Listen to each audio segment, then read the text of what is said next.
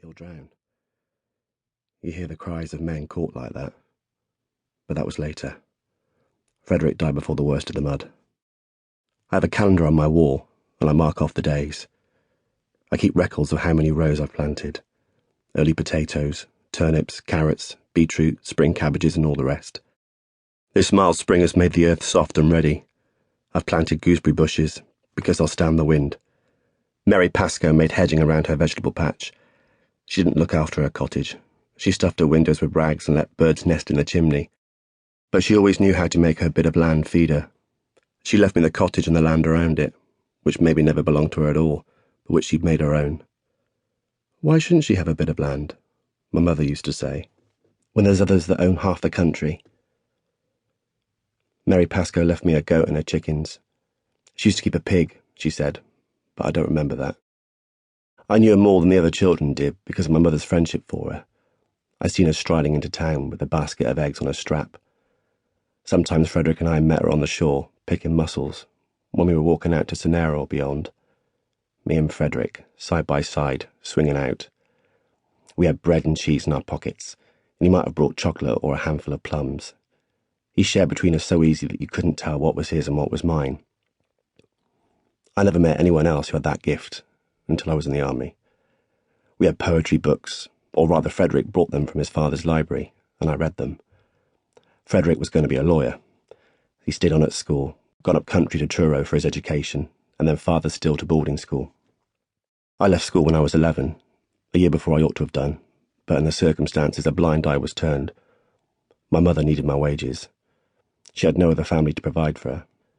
For years, when I was a child, she went out to clean in the big houses.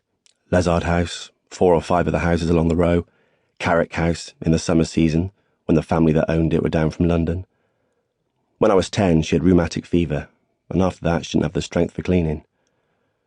She was soon out of breath walking uphill, no matter how slowly she went. Sometimes she had to lean on me. I hated it.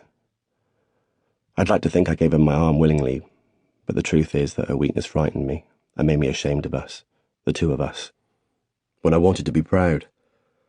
Bolts of shame would go through me as we struggled up the hill, like flies in milk. I remember how I knelt on the bare boards of the bedroom on the night my mother was so ill that she didn't know I was in the room.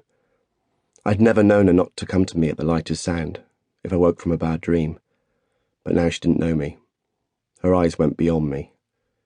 She was talking all the time, in a low, quick mutter, but not to me. I heard my father's name and my grandmother's. She cried out for them once, her voice rusty and tearing, and she tried to heave herself off the pillow. But Mrs. Gelbert held her. I sank down to the floor and pressed my face into the quilt. All the prayers I'd ever been taught jumbled in my mouth. "You go on downstairs, boy," said Mrs. Gelbert, but I couldn't. "Don't you fear, my child. We'll slock her round." I was beyond believing her. A black wind of terror blew through me, and I prayed for my mother until sweat trickled down my back. No one answered me. Nothing spoke. Mrs. Gelbert sent a boy for Dr. Sanders. He came that night and stayed until morning. He refused to let her die, even though it was clear that she'd left us in her mind.